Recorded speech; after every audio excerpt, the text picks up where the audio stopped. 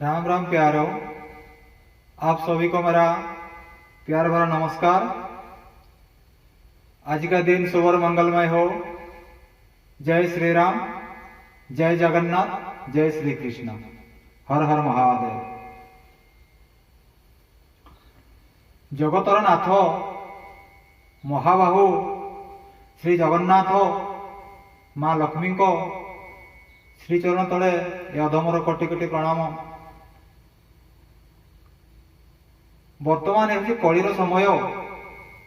ए कलिर समय रे धर्म आ कली उभय को स्थानर भाग अलग अलग कर दिया जायछि। जे वर्तमान जो समयटी चली वर्तमान समयटी को आम जो कली जुग बोली कहूचे, ए कली जुगरे धर्म तो अच्छी सत, किंतु धर्म संकुचित अवस्था ही अच्छी। कहीं परीक्षित राजा महाराज परीक्षित राजा जितेबाला कली जुगर प्रवेश है कली जुगर प्रवेश बेले जो कली महाराजा राजत्व में कली जुग को आसिले सेतेबेले कौन है ना धर्म को बा सत्य को एक पाद स्थान दिगला आओ कली को तीन पाद स्थान दिगला। अर्थात जदि समुदाय ताकू चारि भाग में विभक्त करा जाए ताले एकमात्र भाग धर्म को ही दिगला, अर्थात धर्म संकुचित हो गला। किंतु जुगे जुगे धर्मर बल एते अधिक रही धर्म एते स्थायी रही जे ताकू क्षय करने कहारी शक्ति नहीं। से सत्य जुग कथा कहतु, त्रेतय जुग कथा कहतु, द्वापर जुग कथा कहतु, अबा शेष कली जुग कथा कहतु, सबु जुगरे देखिबे गोटे पुण्यात्मा बा महापुरुष बा अवतार बा अवतारी संसार को आसती। तार अपर पक्षरे जड़े महा पराक्रमी बलशाली धर्म को क्षय करने संसार को आसती। ताले ये जो वर्तमान समय जेहेतु धर्म होची संकुचित बा धर्मर स्थान एक भाग रही, तेणु कौन है ना 100 भाग रु 70 भाग लोक अधर्म पथरे जीवे, बाकी जो 30 भाग 25 भाग लोक रहिले से माने धर्मर पथरे अनुगामी हेबे। ता धर्मर पथरे केमिति अनुगामी हेबे ना धर्मर पथरे अनुगामी हेबा पई हेले सत्संग टिके निहाती दरकार। जोटा कि गोस्वामी तुलसीदास कहउचंती, बिनु सत्संग विवेक न होई, राम कृपा बिनु सुलभ न सोई। अर्थात बिनु कृपा अर्थात सत्संग बिना ज्ञानर विकास हुए नहीं, आत्मज्ञान उदय हुए नहीं, आउ पुरुषोत्तम भगवान रामचंद्र को बिना केबे विवेक जात हुए नहीं। तेणु सत्संग यदि करिवे विवेक जात हबो आ विवेक को पाइबा हेले रामंकर कृपा भी अनिवार्य। अर्थात रामंको कृपा बिना केबे सत्संग विवेक आसी पारिबो नाही। तेणु जो 120 ରୁ 25 भाग जो भक्त माने रहिले बा जन समाज रहिले से माने कोन कले ना गुरुजन मानकू सम्मान कले। को मानकू गुरुजन आम ठारू जो माने बयस रे बड़ संपर्क रे बड़ आम ठारू से माने लाभ पई गुरुजन। ताले गुरुजन दादा नाना ही पारंती, कका खुड़ी ही पारंती, बापा माँ ही पारंती, बड़ भाई बड़ भाज ही पारंती, पिउसा पिउसी ही पारंती, मौसा मौसी ही पारंती। जो माने आम बयस रे बड़ अर्थात संपर्क रे बड़ से माने हमर गुरुजन। एतद व्यतीत धर्म को जगह स्थान पाए ना धर्म आउ 4 जगह भी स्थान पाए ना सेटा कौन ना गुरु ब्राह्मण पिता माता आउ ए जो महापुरुष कहया गले आपण सद्गुरु कहि पारंती, जगत गुरु कहि पारंती, परात्पर गुरु भाई कहती, परमेष्टि गुरु कहते भी कहते ना कहीं ना सद्गुरु जगत गुरु श्रेष्ठ गुरु संसार। तेणु जदि सद्गुरु जड़े आश्रित होती सद्गुरु सेवा करती ताहले भी धर्म से संचय रुहे ଧର୍ମର କ୍ଷୟ ହୁଏ ନାହିଁ, ଧର୍ମ ବଢି ବଢି ଚାଲେ, ଧର୍ମ ଅକ୍ଷୁଣ୍ଣ ହେଇକି ରୁହେ। ଆଉ ସେ ଜାଗା ସଦା ସର୍ବଦା ସେ ଲକ୍ଷ୍ମୀ ବାସ କରନ୍ତି। ଅର୍ଥାତ ଲକ୍ଷ୍ମୀ ଆଉ ବିଷ୍ଣୁ, ବିଷ୍ଣୁ ହେଲେ ଧର୍ମର ପ୍ରତୀକ ଆଉ ଧନ ହେଲେ ଲକ୍ଷ୍ମୀର ପ୍ରତୀକ। ତେଣୁ ମା ଲକ୍ଷ୍ମୀ ବିଷ୍ଣୁ ସେଇ ଜାଗାରେ ହିଁ ରୁହନ୍ତି ନା ଯୋଉଠି ଧର୍ମ ସ୍ଥାପନ ହୁଏ। ଆଉ ଗୋଟେ କୋଉଠି ଜାଗା ହେଲା ନା ସେ ହେଲା ଯୋଉଠି ପିତା ମାତାଙ୍କର ସେବା କରାଯାଏ। ପିତା ମାତା ହେଲେ ଆମର ପ୍ରଥମ ଦେବତା। ଯେଉଁ ପୁଅ ଝିଅ ମାନେ ପିତା ମାତାଙ୍କର ସେବା କରନ୍ତି ସେମାନେ ଅଚିରେ ମୁକ୍ତି ପାଇଯାଆନ୍ତି। କାରଣ ଯେହେତୁ ପିତା ମାତା ଆମର ସର୍ବତୀର୍ଥର ସମାହାର ଅଟନ୍ତି। ଯେମିତିକି ଗୋଟେ କଥା ଆପଣ ମାନେ ମନେ ପକାନ୍ତୁ ବା ମନେ ପକେଇଥାନ୍ତୁ, ଯେତେବେଳେ ଗଣେଶ କାର୍ତ୍ତିକ ଚିନ୍ତା କଲେ ଯେ ଆମ ମାନଙ୍କ ଭିତରୁ ବଡ କିଏ, ଆମ ଜଣ ଭିତରେ ଶ୍ରେଷ୍ଠ କିଏ, ଶ୍ରେଷ୍ଠ ଜ୍ଞାନୀ କିଏ, ଏ କଥା ଚିନ୍ତା କଲେ। ତାପରେ ମା ପାର୍ବତୀ ଆଦି ପିତା ମହାଦେବ ଦୁଇ ଭାଇଙ୍କୁ ଡାକିଲେ ଏବଂ କହିଲେ ଯେ 14 ବ୍ରହ୍ମାଣ୍ଡ 7 ଥର ପରିକ୍ରମା କରି ସର୍ବପ୍ରଥମେ ଆମ ପାଖରେ ପହଞ୍ଚିବ, ସିଏ ହିଁ ବଡ। କାର୍ତ୍ତିକ ମହାରାଜ କଣ କଲେ ନା ତାଙ୍କର ତ ବାହନ ହଉଛି ମୟୂର, ସେ ସଙ୍ଗେ ସଙ୍ଗେ ମୟୂରରେ ପୃଥିବୀ ପରିକ୍ରମା କରିବାକୁ ବାହାରି ପଡିଲେ। ଦେଖିଲେ ଗଣେଶଙ୍କର ତ ବାହନ ମୂଷିକ, ଛୋଟ ମୂଷାଟେ, ଇଏ ତ ପେଟୁଆଟେ, ପେଟୁଆକୁ ଛୋଟ ମୂଷା କେତେବେଳେ ବୋହି ପାରିବ। ତ ସେ ଚିନ୍ତା କଲେ ନା ଜଗତର ସ୍ୱାମୀ ହେଲେ ମୋର ପିତା ମାତା, ତେଣୁ 14 ବ୍ରହ୍ମାଣ୍ଡ ପରିକ୍ରମା କରିବାର କୌଣସି ଆବଶ୍ୟକ ନାହିଁ। ତେଣୁ ସେ କଣ କଲେ, ସଙ୍ଗେ ସଙ୍ଗେ ସେ ମୂଷିକ ଉପରେ ବସି ପିତା ମାତାକୁ 4 ଥର ପରିକ୍ରମା କରି ପ୍ରଣାମ କଲେ। ଏହାର ବହୁତ ସମୟ ପରେ କାର୍ତ୍ତିକ ମହାଶୟ ବା କାର୍ତ୍ତିକ ମହାରାଜ, କାର୍ତ୍ତିକ ଠାକୁର ଧଁସମୟୀ ବାପା ମାଙ୍କ ପାଖରେ ଆସି ପହଞ୍ଚିଲେ। ଦେଖିଲେ ଗଣେଶ ଯୋଉ ଜାଗାରେ ବସିଥିଲେ ଗଣେଶ ଠାକୁର ସେଇ ଜାଗାରେ ହିଁ ବସିଛନ୍ତି। କାର୍ତ୍ତିକ ଠାକୁର କହିଲେ ତାହେଲେ ମୁଁ ବୋଧେ ଫାଷ୍ଟ ହେଇଗଲି, କାହିଁକି ନା ଗଣେଶ ବର୍ତ୍ତମାନ କୁଆଡେ ବି ଯାଇନାହାନ୍ତି। କିନ୍ତୁ ପିତା ମାତା କହିଲେ ନା କାର୍ତ୍ତିକେୟ, ତୁ ତ ଆସିବାକୁ ବହୁତ ଡେରି କରିଦେଲୁ, କିନ୍ତୁ ତୋ ସାନ ଭାଇ 7 ଥର ପୃଥିବୀ ପରିକ୍ରମା କରି ସେଠି ବିଶ୍ରାମ ନେଉଛି। କହିଲେ ଆଶ୍ଚର୍ଯ୍ୟ କଥା, ମୁଁ ମୟୂରରେ ବୁଲିବାକୁ ମତେ ଏତେ ସମୟ ଲାଗିଲା, ତାକୁ ମୂଷିକରେ ବୁଲିବାକୁ ଏତେ ଶୀଘ୍ର ହେଲା। ମହାଦେବ ପିତା ହସି କହିଲେ କାର୍ତ୍ତିକେୟଙ୍କୁ, ରେ କାର୍ତ୍ତିକ, ତୋ ପାଖରେ ଯୋଉ ତୋ ମା ବସିଛନ୍ତି ଆଉ ମୁଁ ତ ଯୋଉ ବାପା ବସିଛି, ଏଇ ହଉଛି 14 ବ୍ରହ୍ମାଣ୍ଡ, ଏଇ ହଉଛି ପୃଥିବୀ, ଏଇ ହଉଛି ସକଳ ତୀର୍ଥର ସମାହାର। ତେଣୁ ଯିଏ ନିଜ ପିତା ମାତାଙ୍କ ସେବା କରନ୍ତି ଅର୍ଥାତ ପରିକ୍ରମା କରନ୍ତି, ସିଏ ହିଁ 4 ଜଗତରେ ଅଜରମର ହେଇକି ରୁହନ୍ତି। ତେଣୁ ଏ କ୍ଷେତ୍ରରେ କାର୍ତ୍ତିକ ତୁମେ ହାରି ଯାଇଛ ଆଉ ଗଣେଶ ଜିତି ଯାଇଛନ୍ତି। କାହିଁକି ନା ଗଣେଶ ହେଲେ ବୁଦ୍ଧିର ପ୍ରତୀକ, ଗଣେଶ ପାଖରେ ବୁଦ୍ଧି ଥାଏ। ତେଣୁ ଗଣେଶକୁ ବିଦ୍ୟା ବୁଦ୍ଧି ଜ୍ଞାନ ଠାକୁର ବୋଲି କୁହାଯାଏ। ଆଉ ଗଣେଶ ହେଲେ ବିଘ୍ନ ହର୍ତ୍ତା। ଆପଣ କୌଣସି ଜାଗାକୁ ଯିବେ, କୌଣସି ଯଦି ବିଘ୍ନ ଆପଣଙ୍କୁ ଦେଖାଯାଉଛି, ତାହେଲେ ଆପଣ ସଙ୍ଗେ ସଙ୍ଗେ ଗଣେଶ ଠାକୁର ସ୍ମରଣ କରି ଘରୁ ଯିବେ, ଦେଖିବେ ଆପଣଙ୍କର ବିଘ୍ନ ନିଶ୍ଚୟ କଟିଯିବ। କାରଣ ଆମେ ଯେତେବେଳେ କୌଣସି ସତ୍ସଙ୍ଗ ଯାଉଛୁ, ପୂଜା ଆରାଧନା କରୁଛୁ, କିଛି ବି କରୁଛୁ ନା କାହିଁକି, ପ୍ରଥମେ ତ ଗୁରୁଙ୍କ ବର୍ଣ୍ଣନା କରୁଛୁ, ଗୁରୁଙ୍କ ପଦ ସେବା କରୁଛୁ, ମଙ୍ଗଳୀ ଆରତି କରୁଛୁ, ତାପରେ ଦେବତାଙ୍କ ମଧ୍ୟରେ ଅଗ୍ରଜ ହେଲେ ଗଣେଶ। ନା ଗଣେଶଙ୍କୁ ପୂଜା ନ କଲେ କୌଣସି ଦେବାଦେବୀ ପୂଜା ପାଆନ୍ତି ନାହିଁ, ଏ ଶାସ୍ତ୍ର ମତ। ତେଣୁ ଗଣେଶଙ୍କର ବୁଦ୍ଧି ବିଦ୍ୟା ଜ୍ଞାନ ଥିବା ହେତୁ ସେ ପ୍ରଥମେ ପୃଥିବୀ ପରିକ୍ରମା ପରିବର୍ତ୍ତେ ଆମକୁ ପରିକ୍ରମା ସେ ବିଜୟ ଲାଭ କଲେ। ଇଏ ହଉଛି ଗୋଟିଏ କଥା। ତେଣୁ ଧ୍ୟାନ ଦେବେ ଏଠି ଗୋଟେ କଥା, ଆମେ ତ ଗଣେଶ ନହୁଁ କି ଆମେ କାର୍ତ୍ତିକ ବି ନହୁଁ, କିନ୍ତୁ ଆମର ଯୋଉ ପିତା ମାତା ସେମାନେ ନିଶ୍ଚିତ ଶିବ ପାର୍ବତୀ କହିଲେ କୌଣସି ଅତ୍ୟୁକ୍ତି ହବ ନାହିଁ। ବାପାଙ୍କର ଅକ୍ଳାନ୍ତ ପରିଶ୍ରମ, ମାଙ୍କର ଅନାବଳ ସ୍ନେହ ମମତା ହିଁ ଆମକୁ ଗଠନ କରିଛି ପୁଅ ଆଉ ଝିଅ ରୂପରେ।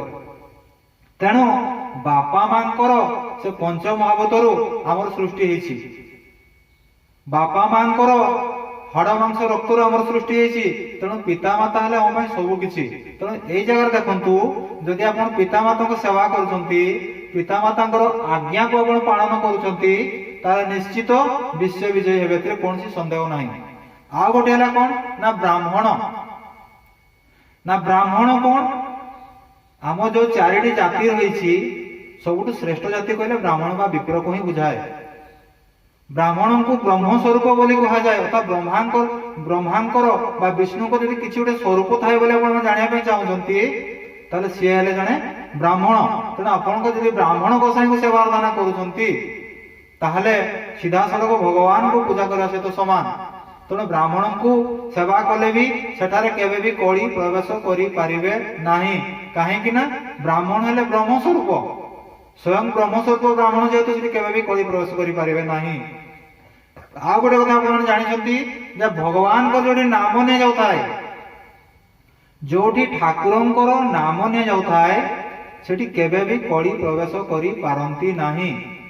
କୌଣସି ଯୁଗରେ ପ୍ରବେଶ କରିପାରିନାହାନ୍ତି ଏବଂ କଳି ଯୁଗରେ ପ୍ରବେଶ କରିପାରିବେ ନାହିଁ। ଆଉ ଗୋଟେ ହେଲା ଗୋ ସେବା। ଆପଣ ଯଦି ଗୋମାତାଙ୍କର ସେବା କରୁଛନ୍ତି ତେବେ ବି ତାହେଲେ ଗୋମାତାଙ୍କ ସେବା କଲେ ବି ଦେଖିବେ ସେଠି କଳି ପ୍ରବେଶ କରିପାରିବେ ନାହିଁ। କାହିଁକି ନା ଗୋମାତା ଦେହରେ ସର୍ବଦେବୀ ଦେବାଦେବୀଙ୍କର ସମାହାର ରହିଛି। ତେଣୁ ଯେହେତୁ ଗୋମାତାଙ୍କର ଶରୀର ଭିତରେ ସର୍ବଦେବାଦେବୀଙ୍କର ସମାହାର ରହିଛି, ତେଣୁ ସେଠି କେବେ ବି କଳି ପ୍ରବେଶ କରିପାରିବେ ନାହିଁ। ଏହା ପୂର୍ବରୁ ମୁଁ ଆପଣଙ୍କୁ କହିଥିଲି ଯେ ଗାଈର ଯୋଉ ଲାଙ୍ଗୁଡ଼ ବା ପୁଚ୍ଛ ରହିଛି, ଗାଈର ପୁଚ୍ଛରେ ସଙ୍କଟ ମୋଚନ ଅର୍ଥାତ୍ ରାମ ଭକ୍ତ ସଙ୍କଟ ମୋଚନ ଶ୍ରୀ ହନୁମାନ ଅଛନ୍ତି। ତେଣୁ ହନୁମାନ ଯୋଉଠି ଅଛନ୍ତି, ହନୁମାନଙ୍କ ପାଖରେ କେବେ ବି କଳି ପ୍ରବେଶ କରିପାରିବେ ନାହିଁ, କିମ୍ବା ହନୁମାନଙ୍କ ପାଖରେ କେବେ ବି ଶନି ଠାକୁର ପ୍ରବେଶ କରିପାରିବେ ନାହିଁ। କାହିଁକି ନା ହନୁମାନଙ୍କର ପ୍ରତ୍ୟେକ ଶ୍ୱାସରେ, ପ୍ରତ୍ୟେକ ରୁମରେ, ପ୍ରତ୍ୟେକ ନିଶ୍ୱାସରେ, ପ୍ରତ୍ୟେକ ଚିନ୍ତନରେ, ପ୍ରତ୍ୟେକ କର୍ମରେ ଭଗବାନ ରାମଚନ୍ଦ୍ର ବାସ କରିଛନ୍ତି। ତେଣୁ ଯୋଉଠି ଭଗବାନ ବାସ କରିଛନ୍ତି ବା କୃଷ୍ଣ ଭଗବାନ ବାସ କରିଛନ୍ତି ବା ଜଗତର ନାଥ ଜଗନ୍ନାଥ ବାସ କରିଛନ୍ତି, ସେଠି ନା କେବେ କଳି ପ୍ରବେଶ କରିପାରିଛନ୍ତି ନା କେବେ ପ୍ରବେଶ କରିପାରିବେ। ଏ ହେଉଛି ସତ୍ୟ ବଚନ। ତେଣୁ ଆପଣ ପିତାମାତାଙ୍କର ସେବା କରନ୍ତୁ, ଗୋମାତାଙ୍କ ସେବା କରନ୍ତୁ, ବ୍ରାହ୍ମଣଙ୍କର ସେବା କରନ୍ତୁ, ଅବା ସଦ୍ଗୁରୁଙ୍କର ସେବା କରନ୍ତୁ ନା କାହିଁକି, ଦେଖିବେ ସେଠି କଳି କେବେ ବି ପ୍ରବେଶ କରିପାରିବେ ନାହିଁ। ତେବେ କଥା ହଉଛି ଏ ଯୋଉ ଧର୍ମର କଥା ଏଠି ପଡିଛି, ତାହେଲେ କଳି କୋଉ ଜାଗାରେ ରହିବେ ନା କଳି ରହିବାର ବି ଗୋଟେ ଜାଗା ଅଛି, ଗୋଟେ ସ୍ଥାନ ଅଛି, ଗୋଟେ କାଳ, ଗୋଟେ ପାତ୍ର ଅଛି। ନା କୋଉଠି ନା ଯୋଉଠି ସୁରାପାନ ହଉଥିବ, ଯୋଉଠି ସଦା ସର୍ବଦା ସୁରାପାନ ହଉଥିବ, ଦେଖିବେ ସେଇଠି ନିଶ୍ଚୟ କଳି ପ୍ରବେଶ କରିବେ। ଯୋଉଠି ଭାଇ ଭାଇ ଭିତରେ ଭାତୃକଳହ ଲାଗି ରହିଥିବ ସେଇଠି ଦେଖିବେ କଳି ନିଶ୍ଚୟ ପ୍ରବେଶ କରିବେ। ଆଉ ଯୋଉଠି ଦେଖିବେ ପଶା କଳ ହଉଥିବ, ତାସ କଳ ପଶା କଳ ହଉଥିବ, ସେଇଠି ବି ଦେଖିବେ ଶନି ନିଶ୍ଚୟ ପ୍ରବେଶ କରିବେ ଏବଂ କଳି ଠାକୁର ବି ନିଶ୍ଚୟ ସେଠି ପ୍ରବେଶ କରିବେ। ଆଉ ଗୋଟେ ଜାଗା ହଉଛି କଣ ନା ଯୋଉଠି ସ୍ୱାମୀ ସ୍ତ୍ରୀ ଭିତରେ ସଦାସର୍ବଦା ମତାମତାନ୍ତର ଲାଗୁ ରହୁଥିବ, ଅର୍ଥାତ୍ ସ୍ତ୍ରୀ ସ୍ୱାମୀଙ୍କୁ ସ୍ୱାମୀ ରୂପେ ମାନୁ ନଥିବେ, ସ୍ତ୍ରୀ ସ୍ୱାମୀଙ୍କୁ ହତାଦାର କରୁଥିବେ, ଅତି ନିଚ ଆଖିରେ ଦେଖୁଥିବେ, ସ୍ୱାମୀଙ୍କ କଥା ଶୁଣୁନଥିବେ, ତାଙ୍କ ଅନୁସାରେ କୌଣସି କର୍ମ କରୁନଥିବେ, ସେଇଠି ଦେଖିବେ ଉଭୟ କଳି ଏବଂ ଶନି ପ୍ରବେଶ କରନ୍ତି। ଯୋଉଠି କଳି ଆଉ ଶନି ପ୍ରବେଶ କରିବେ ସେଠି କେବଳ ଦୁଃଖ ହିଁ ଦୁଃଖ ଅଛି, ସେଠି କେବେ ଜୀବନରେ ସୁଖ ମିଳେ ନାହିଁ। ବୋଲ ସିୟାବର ରାମଚନ୍ଦ୍ର କି ଜୟ। ତାହେଲେ ଏଇତ କଥା ହଉଛି ଯେ କଳି ଏବଂ ଧର୍ମର ବିଚାର। ତା ଭିତରେ ଆମେ ଆଉ ଟିକେ ଆଲୋଚନା କରିବା। ନା ସେ ଆଲୋଚନା ବିଷୟଟି କଣ ନା ଆମେ ଯୋଉ ଗୁରୁ ଶିଷ୍ୟଙ୍କ କଥା ଆମେ କହୁଛେ, ନା ଗୁରୁଙ୍କର ସ୍ଥିତି କେମିତି ରହିବା ଦରକାର ଆଉ ଶିଷ୍ୟଙ୍କର ସ୍ଥିତି କେମିତି ରହିବା ଦରକାର, କୋଉ ସ୍ଥିତିରେ ଜଣେ ଗୁରୁ ଜଣେ ଶିଷ୍ୟକୁ ବିଦ୍ୟା ପ୍ରଦାନ କରିବେ ବା ଜଣେ ଶିଷ୍ୟ ଜଣେ ଗୁରୁଙ୍କ ଠାରୁ ଜ୍ଞାନ ଆହରଣ କରିପାରିବେ, ସେ ବିଷୟଟି ଆଲୋଚନା କରିବା। ମନେ ପକାନ୍ତୁ, ଧ୍ୟାନ ଦିଅନ୍ତୁ ଗୋଟିଏ କଥା, ଯେତେବେଳେ ରାମ ଲକ୍ଷ୍ମଣ ତାଙ୍କ ସେବକ ହନୁମାନ ଏବଂ ଅନ୍ୟାନ୍ୟ ଯୋଉ ବାନର ସେନା ହୁଅନ୍ତୁ, ଭଲ୍ଲୁକ ସେନା ହୁଅନ୍ତୁ ବା କେହି ବି ଯୋଉମାନେ ଭଗବାନ ରାମଚନ୍ଦ୍ର ଯୁଦ୍ଧରେ ସାହାଯ୍ୟ କରିଥିଲେ, ସମସ୍ତଙ୍କର ଫଳସ୍ୱରୂପ ଭଗବାନ ରାମଚନ୍ଦ୍ର ମହାପରାକ୍ରମୀ ବିଶ୍ୱାସୁତ ରାବଣକୁ ଯୁଦ୍ଧରେ ପରାସ୍ତ କରିଥିଲେ, ସେ ମୃତ୍ୟୁ ଶଯ୍ୟାରେ ପଡ଼ିଛନ୍ତି। ସେ ସମୟରେ ଭଗବାନ ରାମଚନ୍ଦ୍ର ଲକ୍ଷ୍ମଣକୁ କହୁଛନ୍ତି, ଭାଇ ଲକ୍ଷ୍ମଣ, ଅନୁଜ ଲକ୍ଷ୍ମଣ, ରାବଣ ହେଲେ ମହାଜ୍ଞାନୀ, ରାବଣଙ୍କ ପାଖରେ ବହୁତ ଜ୍ଞାନ ରହିଛି, ଯେହେତୁ ସେ ମହାଜ୍ଞାନୀ, ମହାତପସ୍ୱୀ, ମହାବ୍ରହ୍ମଚାରୀ, ମହାସାଧନନିଷ୍ଠ ମହାକର୍ମକନିଷ୍ଠ, ତେଣୁ ତୁମେ ଯାଅ ନା ରାବଣଙ୍କ ପାଖରୁ କିଛି ନୀତି ଶିକ୍ଷା ଗ୍ରହଣ କର, କିଛି ତତ୍ତ୍ୱ ଜ୍ଞାନ ଗ୍ରହଣ କର, କିଛି ବ୍ରହ୍ମ ଜ୍ଞାନ ଗ୍ରହଣ କର, କିଛି କୂଟନୀତି ଶିକ୍ଷା ଗ୍ରହଣ କର, ଯୋଉଟା କି ଆମେ ଯେତେବେଳେ ଆମେ ଅଯୋଧ୍ୟାକୁ ଯିବା ସେ ଅଯୋଧ୍ୟାରେ ସେଇ ଶିକ୍ଷାଟି ଆମ କାମରେ ଲାଗିବ। ଲକ୍ଷ୍ମଣ ହାତ ଯୋଡ଼ିଲେ, କହିଲେ ଭାଇ ଆପଣଙ୍କ ଆଜ୍ଞା ଶିରୋଧାର୍ଯ୍ୟ। ଭାଇ ଯେତେବେଳେ ବଡ ଭାଇ ତାର ସାନ ଭାଇକୁ କହୁଛନ୍ତି ଯେ ଭାଇ ତୁମେ ଯାଅ ମହାଜ୍ଞାନୀ ମହାପରାକ୍ରମୀ ରାବଣଙ୍କ ପାଖରୁ କିଛି ଜ୍ଞାନକୁ ଆହରଣ କର, ଲକ୍ଷ୍ମଣ ସଙ୍ଗେ ସଙ୍ଗେ ଭାଇଙ୍କୁ ପ୍ରଣିପାତ କରି ସେ ରାବଣଙ୍କ ପାଖକୁ ଗଲେ। ଯେତେବେଳେ ରାବଣ ପାଖକୁ ଗଲେ, ରାବଣ ପଚାରୁଛନ୍ତି ଲକ୍ଷ୍ମଣକୁ, ବାବୁ ଲକ୍ଷ୍ମଣ, ଠାକୁର ଲକ୍ଷ୍ମଣ, ତୁମେ କୋଉଠି ମୋ ପାଖକୁ ଆସିଛ? ଲକ୍ଷ୍ମଣ କହିଲେ, ହେ ମହାଜ୍ଞାନୀ, ହେ ମହାପରାକ୍ରମୀ, ହେ ବିଶ୍ରବାସୁତ ରାବଣ, ମୁଁ ଆସିଛି ଆପଣଙ୍କ ପାଖରୁ କିଛି ଜ୍ଞାନକୁ ଆହରଣ କରିବା ପାଇଁ। ଆପଣ ଯେହେତୁ ମହାଜ୍ଞାନୀ ମହାପରାକ୍ରମୀ ମହାବ୍ରହ୍ମବାଦୀ, ମତେ କିଛି ଜ୍ଞାନ ପ୍ରଦାନ କରନ୍ତୁ, ଯେଉଁ ଜ୍ଞାନର ପ୍ରକାଶରେ ମୁଁ ନିଜକୁ ନିଜେ ପରିମାର୍ଜିତ କରିବି ଏବଂ ଅଯୋଧ୍ୟାରେ ତାକୁ ପ୍ରତିପାଳନ କରିବି। ରାବଣ କହିଲେ, ଲକ୍ଷ୍ମଣ ତୁମର ବର୍ତ୍ତମାନ ସୁଦ୍ଧା ବୟସ ହେଇନାହିଁ କି ତୁମେ ଜ୍ଞାନ ଆହରଣ କରିବ। ଯଦି ଜ୍ଞାନ ଆହରଣ କରିବାର ଇଚ୍ଛା ଅଛି ତାହେଲେ ତୁମେ ଯାଅ ତୁମ ବଡ ଭାଇ ରାମଙ୍କୁ ପଠେଇବ। ଲକ୍ଷ୍ମଣ ଚିନ୍ତା କଲେ, ରାବଣ ତ ମରିବାକୁ ବସିଛି, ତାପରେ ବି ତାର ଗର୍ବ ଅହଙ୍କାର ଯାଇନାହିଁ। ମୁଁ ଆସିଲି ମତେ ପସନ୍ଦ ଲାଗିଲା ନାହିଁ, ସେ କହିଲେ ରାମଙ୍କୁ ପଠା। ସତେ ରାମ ତା ଚାକର ବାରମାସିଆ। ଏ କଥାରେ ଯାଇ ସିଏ ଲକ୍ଷ୍ମଣ କଣ ମନେ ମନେ ଭାବିକି ଯାଇକି ବଡ ଭାଇ ରାମଙ୍କୁ କହିଲେ। ରାମ କହିଲେ, ବାବୁ ଲକ୍ଷ୍ମଣ, ତୁମେ ଯାଇ କୋଉଠି ଛିଡା ହେଇଥିଲ? ଲକ୍ଷ୍ମଣ କହିଲେ, ଭାଇ ମୁଁ ଯାଇ ରାବଣର ମୁଣ୍ଡ ପଟେ ଛିଡା ହେଇଥିଲି। ଆରେ ମୁଣ୍ଡ ପଟେ ଛିଡା ହେଇଥିଲ?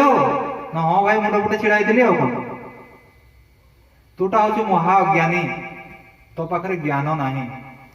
ନା କାହିଁକି? ଆରେ ଗୁରୁଙ୍କ ମୁଣ୍ଡ ପଟେ ବସିଲେ କଣ ଜ୍ଞାନ ମିଳେ କି? ନା ଗୁରୁଙ୍କ ପାଦ ତଳରେ ସିନା ଜ୍ଞାନ ମିଳେ। ଏଠି ରାବଣ ହେଲେ ତୋ ଗୁରୁ, ତୁ ତାଙ୍କ ଶିଷ୍ୟ। ତାହେଲେ ଗୁରୁଙ୍କର ସ୍ଥାନ ହଉଛି ଉଚ୍ଚରେ, ଆଉ ଶିଷ୍ୟଙ୍କର ସ୍ଥାନ ହଉଛି ଗୁରୁଙ୍କର ପାଦ ପଦ୍ମରେ। ତ ପ୍ରଥମ ସେ ଜ୍ଞାନ ନାହିଁ। ତୁ ରାବଣ ଯାହା କହିଲା ଠିକ କହିଲା, ତୁ କୌଣସି ଭୁଲ କହିନାହାନ୍ତି। ତାହେଲେ ଭାଇ ମୁଁ କଣ କରିବି? ତୁ ଯା ଉତରେ ରାବଣଙ୍କୁ ପ୍ରଣିପାତ କରିବୁ, କହିବୁ ହେ ଜ୍ଞାନୀ, ହେ ମହାଭାଗୀ, ହେ ବ୍ରହ୍ମ ତତ୍ତ୍ୱ ଜ୍ଞାନୀ, ହେ ପରାକ୍ରମ ମହାପରାକ୍ରମୀ, ହେ ବିଶ୍ରବାସୁତ, ମତେ ଆପଣ କିଛି ଜ୍ଞାନ ପ୍ରଦାନ କରନ୍ତୁ। ତାଙ୍କ ପାଦ ପାଖେ ଥାଇକି କହିବୁ। ଏହା ଶୁଣି ଲକ୍ଷ୍ମଣ ସଙ୍ଗେ ସଙ୍ଗେ କଣ କଲେ?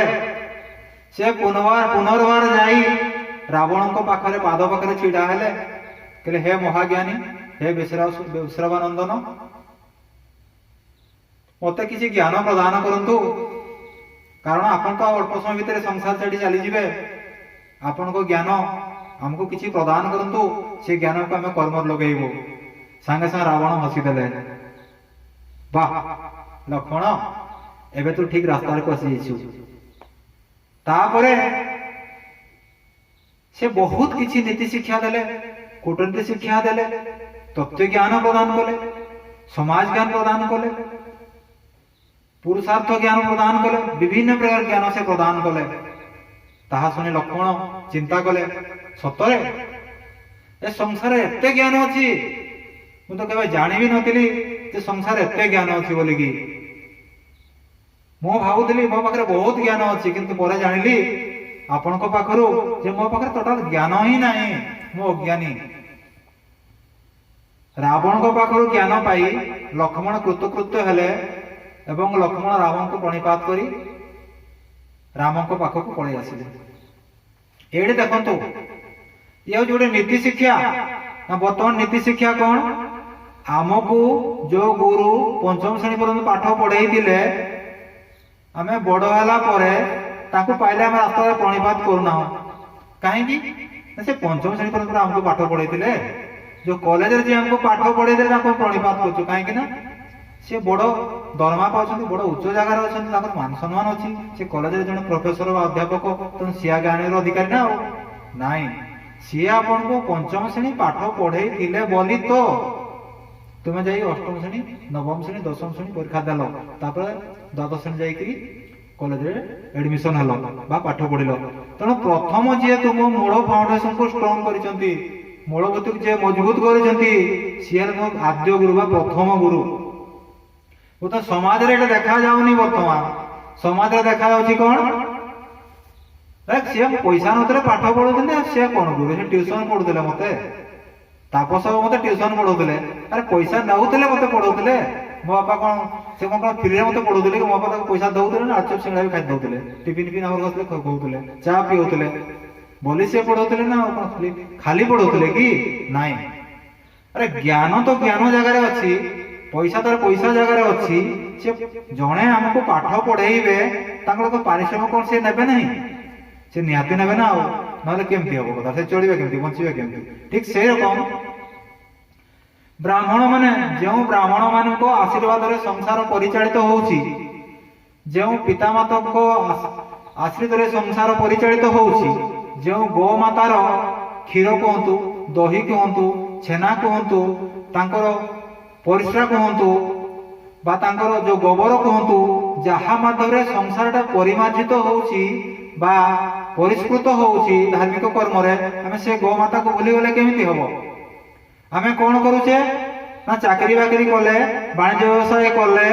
आउ गाई टिके घरे रखुना कहीं नाम तो पैसा अच्छे क्षीर किणी पीवा पैसा अच्छी गोबर टे कि आनी लिपा पोछा करवा जी समस्ते एमती भावे समस्त आम पाखे पैसा अच्छे गाई रखा ना तो गाई कहीं भी संसार रखे ना जी गाई कई संसार रखे ना आम क्या क्षीर किणी पीवा तेणु आमको गाई रखापी ही पड़ो क्या गाई हूँ गोटे धर्मर प्रतीक आ गोटे कथा जानी शुणी ना से कथाटा हूँ कौन महादेव देवादि देव महादेव जे देवंकर गुरु कहले कौन सी अत्युक्ति हेब ना समस्त गुरु हेले महादेव देवता गुरु हेले बृहस्पति असुर मान गुरु हेले शुक्राचार्य आपंकर से बृहस्पति कथा कहतु शुक्राचार्य कथा कह समस्त देवादेवी गुरु हेले महादेव शिव शैव भक्त मान गुरु हेले देवादेव महादेव आ वैष्णव मान गुरु हेले भगवान गोलक बिहारी श्रीकृष्ण बोले सियावर रामचंद्र की जय तेणु आमे गौ माता टे रखिबा धर्म को संचय करिबा महादेव कौन करती जेतेबेले कुआडे से जाती सत्संग प्रवचन जोटी देव बैठक जोटी से कौन करती कहा ऊपर बसिकी जाती ना से वृद्ध वृषभ पर बसिकी जाती वृषभ किए से आउ कहा ऊपर बसिकी जाई पारतांते तले वृषभ किए ना वृषभ है धर्मर प्रतीक भगवान शिव सबु किछि संसार मोहमाया को त्याग करी वैराग जीवन यापन करी समस्त जीव जगतर कल्याण पाई से वृष धर्म रूपक वृष पर उपविष्ट होई से जगत को परिक्रमा करती एइथिପାଇଁ तो कहा जाए यदि आपण माने केबे जदि शिव मंदिर को जाउछंती ताहाले सर्वप्रथमे वृषभ को प्रणिपात करी शिव मंदिर भीतर को जांतु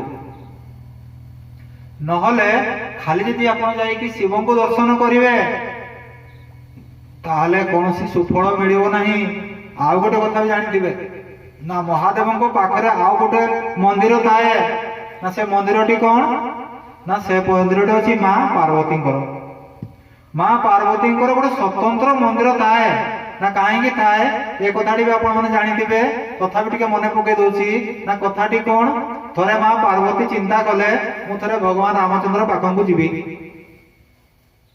राम को देखा करी से मते प्रकृति चिन्ह पारुछंती कि नहीं से कौन कले राम को पाखरे पहुंचीबा पूर्वरु से पार्वती रूप को त्याग करी मां जानकी को रूप नहीं राम को निकट रे पहुंचले सीता माता को अनुपस्थिति रे सीता माता को रूप मां पार्वती नहीं से महादेव को कही राम को निकट रे पहुंचले संगे संगे भगवान रामचंद्र माँ पार्वती को जानी पारिले। से बुझीगले जे माँ पार्वती मते परीक्षा करने को आछंती। से संगे संगे माँ पार्वती रूपी सीता पाखरे प्रणिपात कले, कहले माँ जगतजननी माँ आदिमाता माँ पार्वती, माँ तुम्हें मत परीक्षा कर ना, तुम्हें चारि जुगे मोर पूजनीय। कारण मातृशक्ति ठार बड़ी बड़ शक्ति संसार किछि भी नहीं। बापा बड़ हो पारती किंतु मार जो करुणा, मार जो सेवा, मार जो ममता, मार जो स्नेह आशीर्वाद ताहा अन्य कौन सी भी मिलिबो नहीं। तेणु माँ हेले सर्वश्रेष्ठ। तेणु से माँ रूपे जाए प्रणिपात कले माँ पार्वती को। निजे को निजे पार्वती लज्जित हेले।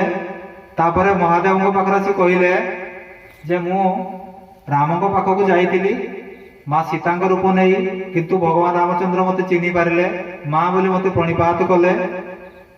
शिव कहले वाह बहुत भल कामटे कर। आज ठारू तुमर स्थान मो पाखरे नहीं। माँ पार्वती चिंतार पड़गले। ताले महादेव शिव कहले देवी पार्वती ये जो मोर छोट मंदिर देखुच ना, ये मंदिर पाखे गोटे मुझे छोट मंदिर तलाई देवी तुम ना। से एसी लगी से हट कूलर सब लगी से गोटे भल मंदिर गढ़े मंदिर गोटे बनईदेवी ना। कहीं ना तुम्हें आज लोक तो जानवे तुम्हें मोर स्त्री कि तुम्हें आज मोर लो माँ ना। कहीं अरे रामंकर माँ जी मोरी माँ सी। अरे तुमको जो राम भगवान राम आराध्य देवता भगवान रामचंद्र से जो तुमको माँ बोली प्रणिपात कले, तेल मु कहीं तुम माँ बोली न स्वीकार करी। तेणु आज तुम घर अलग, तुम रिसेट अलग, मोर रिसेट अलग। तुम अलग रहा मु अलग रहा भाषा तुम गोटे घर करदे तुम से घर माँ पार्वती की रो। जो भक्त मैंने पूजा करने आसवे गोटे कंडीशन हम ना। कंडीशन हम कौन? चतुर्थी राति पूर्वर जो बर कन्या आसवे से सर्वप्रथमे वृषभ ठाकुर को प्रणिपात करेंगे, तुमको प्रणिपात करेंगे, मत प्रणिपात करी जिबे एवं नुआ संसार बढ़िबे। तेबे तांकु मातृहरण दोष लागिबो नाही। तेणु मन रखिबे विवाह परे चतुर्थी राति पूर्वरु माँ पार्वती जगतर पिता महादेव देवादेव महादेव आ धर्म रूपक वृषभ को प्रणिपात करी आसी निज संसार गढ़िबे। देखंतु ए महादेव परिवार केते सुंदर, केते वैराग्यपूर्ण, केते नीति नियम पूर्ण, केते सुंदर परिवार। तेणु यही तो कथा आज्ञा जे ये जो पिता माता कथा आम कहूँ, पिता माता कथा आलोचना कर जगह पहुंची जाइए। गुरु शिष्य कथा आलोचना कर जगह पहुंची जाइए। आ रावण ठारू ज्ञान अर्जन करने को जाए लक्ष्मण जो परम ज्ञानी प्राप्ति है से कथा आलोचना कर जगह पहुंची गले। ताहले ये जो गुरु शब्द रहा ना आज्ञा, गुरु शब्दर तात्पर्य बहुत कठिन। कारण गुरु शब्द मुहर उच्चारण कर गुरुटा बहुत सहज जिनस आज्ञा। दुईटा तो अक्षर रही गरस्कार गुरु और गुरु हूँ भारी जिनस आज्ञा। सब गुरु हूँ जे अज्ञान आलोक प्रदान करते सी गुरु, जे मुक्ति प्रदान करते सी गुरु, जे वैराग्य जीवन यापन कर साहय करते सी गुरु। एमती गुरु बहुत प्रकार गुरु होती, जमती कि आद्य गुरु हेले पिता माता, द्वितीय गुरु हेले विद्या गुरु जो स्कूल में पाठ पढ़ुचे सी हमारे विद्या गुरु, तृतीय हेले दीक्षा गुरु जे हमको मंत्र दीक्षा देले सी दीक्षा गुरु, जे हमको मुक्ति प्रदान कले सी हेले सद्गुरु। तेणु गुरुंकर प्रकार भेद बहुत प्रकार रही। आउ गोटे कथा मुझे आलोचना करने चाहूँगी। आपण मैंने पूर्णिमा जन तो निश्चय देखिथिबे। पूर्णिमा जन्मदिन कौन हुए ना संपूर्ण से कलाकार होती चंद्रमा बा चंद्र मामू। माँ लक्ष्मी जेहेतु से भाई तेणु सी मामू, समस्त मामू है जन मामू बा चंद्र मामू, जन मामू। এই যে জনମାଙ୍କ କଥା ଆମେ କହୁଛେ ବା ଲକ୍ଷ୍ମୀ କଥା ଯୋଉ ଆମେ କହୁଛେ ମା ଲକ୍ଷ୍ମୀଙ୍କ କଥା, ଏଥିରେ ନା କଣ ହେଇଛି, ଯେତେବେଳେ ସେ ପୂର୍ଣ୍ଣ ଉଦୟ ହୁଅନ୍ତି ମାନେ ପୂର୍ଣ୍ଣିମାରେ କଣ ପୂର୍ଣ୍ଣ ଉଦୟ ହୁଅନ୍ତି, ସେଇଟା ତାଙ୍କର ଗୋଟେ ବାସ୍ତବ ରୂପ, ସେଇଟା ହଉଛି ପ୍ରକୃତ ରୂପ ତାଙ୍କର, ଯୋଉଟା ଆମେ ଅରିଜିନାଲ ରୂପ ବୋଲି କହୁଛେ। ଆଉ ଗୋଟେ ରୂପ ତାଙ୍କର ଦେଖିଥିବେ ଯେତେବେଳେ ଚନ୍ଦ୍ର ଗ୍ରହଣ ହୁଏ, ଚନ୍ଦ୍ର ଗ୍ରହଣ କିଛି ସମୟ ପର୍ଯ୍ୟନ୍ତ ଚନ୍ଦ୍ରକୁ ରାହୁ କଣ କରନ୍ତି, ତାକୁ ଗିଳି ଦିଅନ୍ତି। ଏଇ ଯୋଉ ଗିଳି ଦିଅନ୍ତି ସେ ଅନ୍ଧକାର ହେଇଯାଆନ୍ତି, ସେଟା ତାଙ୍କର ଅବାସ୍ତବ ରୂପ। ଠିକ ସେରକମ ନା ଆପଣ ମାନେ ସେଠି କଣ କରିବେ ନା ଗୁରୁଙ୍କ ପାଖକୁ ଯଦି ଯିବେ ତାହେଲେ ଗୁରୁ ଆପଣଙ୍କୁ ସଦ୍ଜ୍ଞାନ ପ୍ରଦାନ କରିବେ। ଆଉ ଗୁରୁଙ୍କ ମାଧ୍ୟମରେ ବା ଗୁରୁଙ୍କ ଦ୍ଵାରା ଆମ ଜୀବନର ଗୋଟେ ସଫଳତା ଆସିବ, ଗୋଟେ ମାର୍ଗଦର୍ଶନ ହବ, ଆମେ ସତ୍ସଙ୍ଗ କଣ ଜାଣିପାରିବା, ବିବେକ କଣ ଜାଣିପାରିବା, ଆଉ ଭଗବାନଙ୍କର କୃପା କଣ ଜାଣିପାରିବା।